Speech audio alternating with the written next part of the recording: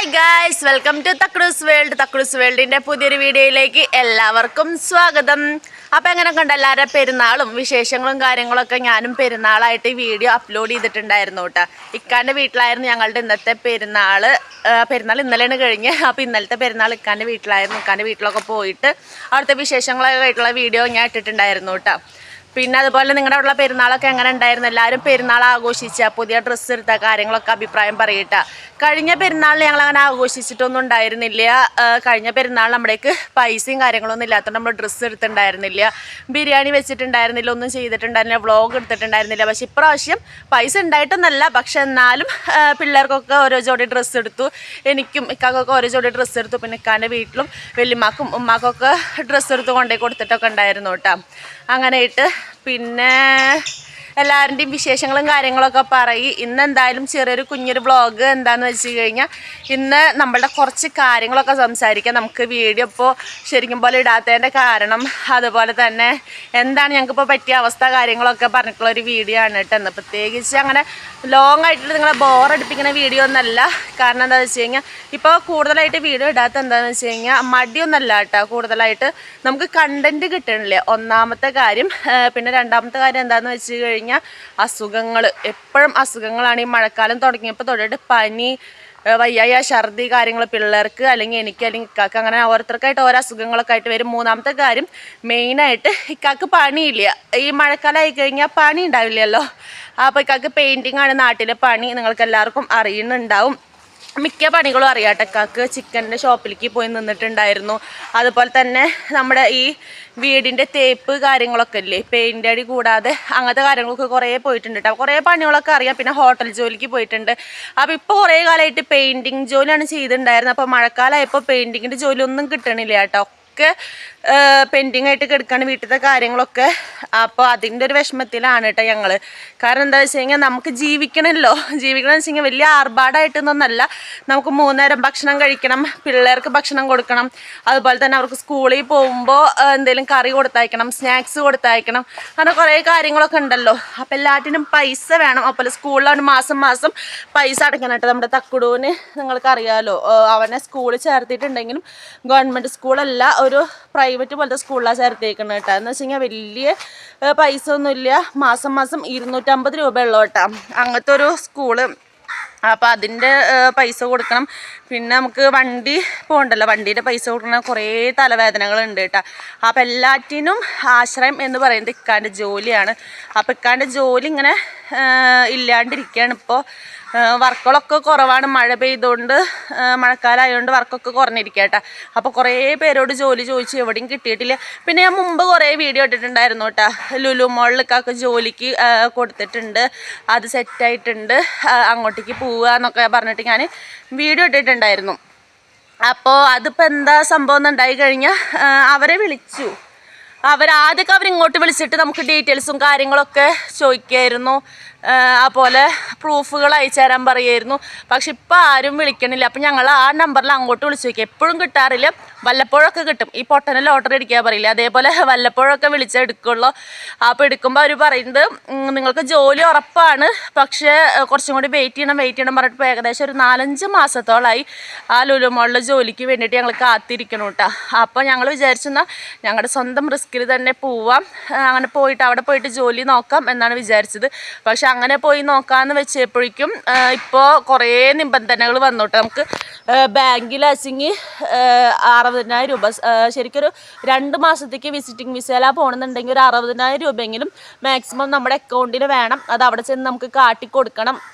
എയർപോർട്ടിൽ നമുക്ക് അതിൻ്റെ കാര്യങ്ങളൊക്കെ വേണം എന്നാണ് അവർ പറഞ്ഞത് കേട്ടോ. അതുകൊണ്ട് ഇപ്പോൾ ഗൾഫിൽ പോക്ക് സെറ്റായിട്ടൊന്നുമില്ല. അപ്പോൾ മൊത്തത്തിൽ നമ്മുടെ കാര്യങ്ങളൊക്കെ കഷ്ടമായിട്ട് വരികയാണ്. പിന്നെ ഞങ്ങളെ സഹായിക്കാൻ മാത്രം ആരുമില്ല. എൻ്റെ വീട്ടുകാരുമില്ല, ഇക്കാൻ്റെ വീട്ടുകാരുമില്ല. അങ്ങനെ സഹായിക്കാൻ പറ്റിയ വിധത്തിൽ ആരുമില്ല. ഞങ്ങൾ തന്നെ അധ്വാനിച്ചിട്ട് വേണം ഞങ്ങളുടെ കുടുംബം പോവാൻ. അങ്ങനത്തെ ഒരു അവസ്ഥയാണ് കേട്ടോ. അപ്പോൾ എനിക്ക് ജോലിക്ക് പോയിക്കൂടെ എന്ന് ചിലർ ചോദിച്ചാലും എനിക്ക് ജോലിക്ക് പോകാൻ പറ്റില്ല, എനിക്ക് ചെറിയ മക്കളല്ലേ. അപ്പോൾ ഇവരിട്ടിട്ട് എങ്ങനെ ഞാൻ ജോലിക്ക് പോവുക? പിന്നെ നമ്മുടെ തക്കുടൂനെ സ്കൂളിലാക്കി കഴിഞ്ഞാൽ എനിക്ക് ജോലിക്ക് പോകാൻ പറ്റായിരുന്നു. പക്ഷേ റിച്ചുവിനെ ഓടിയിട്ട് 1 വയസ്സല്ലായിട്ടുള്ളൂ. അവർ ഞാൻ എവിടെ കൊണ്ടാക്കുക ജോലിക്ക് പോകാൻ? പിന്നെ ഇക്കാൻ്റെ വീട്ടിലാച്ചെങ്കിൽ ആരും നോക്കില്ല, കാരണം ഇക്കാൻ്റെ അമ്മ ജോലിക്ക് പോകുന്ന ആളാണ്. അപ്പോൾ ആരും നോക്കാനില്ല. പിന്നെയുള്ള വല്യമ്മയാണ് വലിയമാക്കാച്ചെങ്കിൽ വയസ്സായതുകൊണ്ട് കുട്ടീനെ നോക്കാൻ പറ്റില്ല കേട്ടോ. പിന്നെ എൻ്റെ വീട്ടിലാച്ചെങ്കിൽ അവിടെയും നോക്കാൻ പറ്റില്ല. ഇതേപോലെ തന്നെ സാഹചര്യങ്ങൾ, ആർക്കും നോക്കാനുള്ള ടൈമില്ല.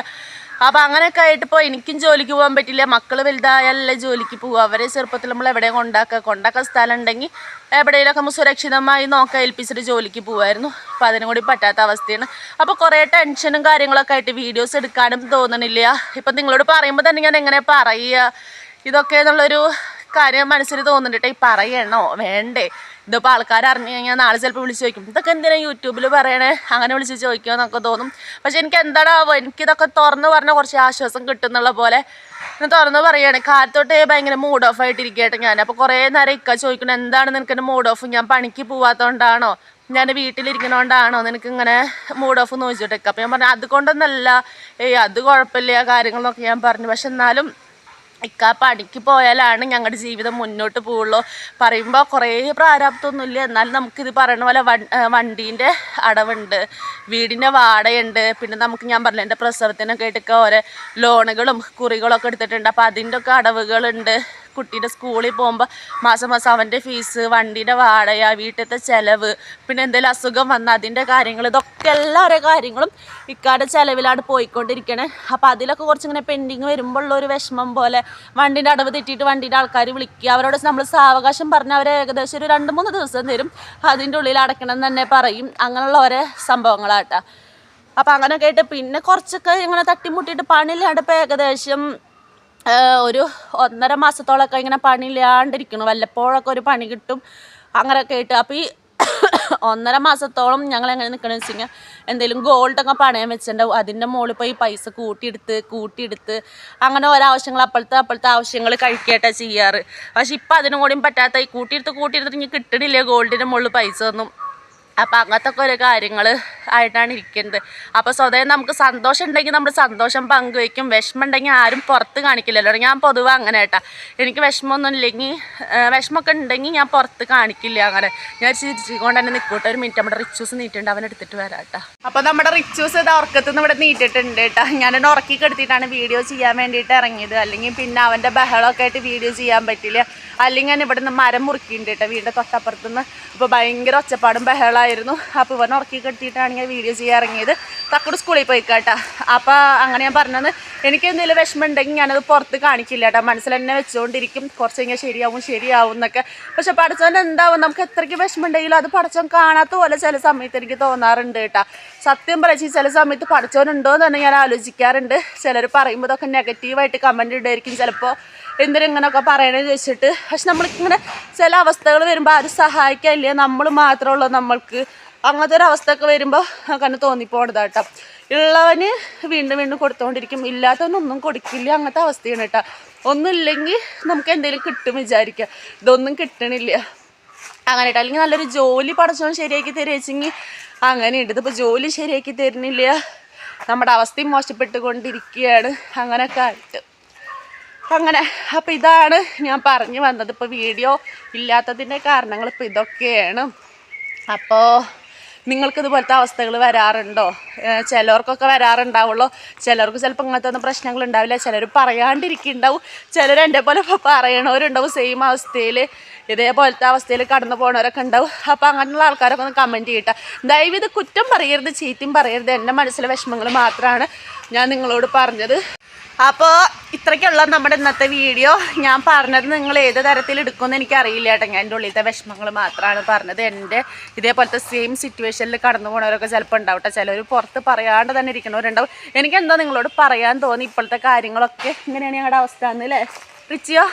അപ്പോൾ ഇത്രയ്ക്കുള്ളവർ ഇന്നത്തെ വീഡിയോ. അപ്പോൾ എല്ലാവരും ബാഡ് കമൻറ്റ്സ് ആരും ഇടരുത്, ഞാൻ നെഗറ്റീവായിട്ട് പറഞ്ഞതല്ല കേട്ടോ. അപ്പോൾ പുതിയൊരു വീഡിയോ ആയിട്ട് വരുന്നവരെ ബൈ ബൈ.